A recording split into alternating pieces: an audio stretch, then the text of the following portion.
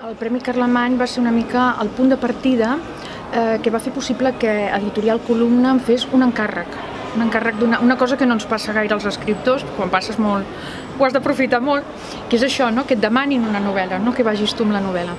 Quan vam parlar del projecte de fer una novel·la sobre la Biblioteca de Catalunya, perquè era el centenari de la seva obertura al públic, a mi em va semblar un tema una mica soso. Vaig pensar, potser perquè no en sabia res, no? Però jo crec que això em va durar un parell de dies, perquè quan vaig començar a mirar, a introduir-me en el que havia estat la Biblioteca de Catalunya des de la seva gestació per la Mancomunitat fins al que va ser aquell 28 de maig de 1914, em vaig entusiasmar. I d'aquí neix. D'aquí neix un projecte que em porta a fer treball de recerca durant bastants mesos i em porta un estiu d'estar-me a aquestes sales de la biblioteca remenant documentació, remenant papers, buscant una mica el què i el com de la biblioteca. Sí que cal explotar tot el que tenim a Barcelona com a equipament cultural i sobretot aquest que ens tramet a l'esforç de molta gent abans que nosaltres. Això va ser un somni. I quan dic això no dic la biblioteca que està aquí, perquè hem de pensar, i el llibre ho explica, que la biblioteca estava a la Generalitat, estava al Palau de la Generalitat en un principi, però és igual. No és tan sols el lloc físic on està, que aquest no ho dic jo, no? És meravellós, sinó que és un somni de molta gent que va voler suplir una mancança molt gran, i és tenir una biblioteca a Catalunya que recollís tot el nostre saber i que a més va ser pensada com una biblioteca de les més modernes que hi havia a l'època. Penseu que això que tenim ara tan fàcil i tan assumit, que és el servei de préstec, per exemple, no existia enlloc. Existia a Alemanya, existia a Anglaterra.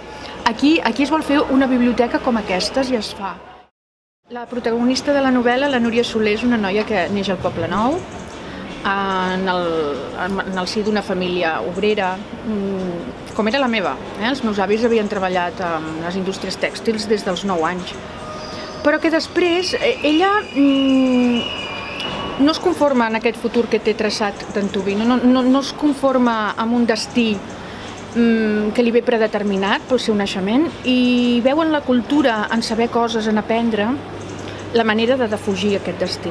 És la manera com ella arriba al Raval. Ella arriba al Raval perquè coneix l'Escola de la Dona de la Francesca Bonnemaison, que l'acull, li dona una formació i a partir d'aquesta formació ella va fent passes fins que arriba a una cosa que sembla increïble, que és poder treballar aquí, a la Biblioteca de Catalunya. Amb una noia de la seva classe social, del punt d'on ve, és molt difícil arribar al punt on arriba ella, no?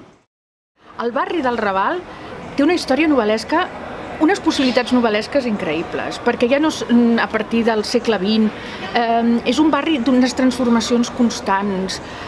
Ara precisament estava agafant documentació sobre una cosa que volia fer una novel·la juvenil ambientada a l'època medieval i ja hi hem de comptar amb el Raval, i a partir d'aquí, fins a arribar als nostres dies, jo crec que el Raval és una gran generadora d'històries, i la prova és que n'hi ha, i de molt bones, però n'hi hauria d'haver més.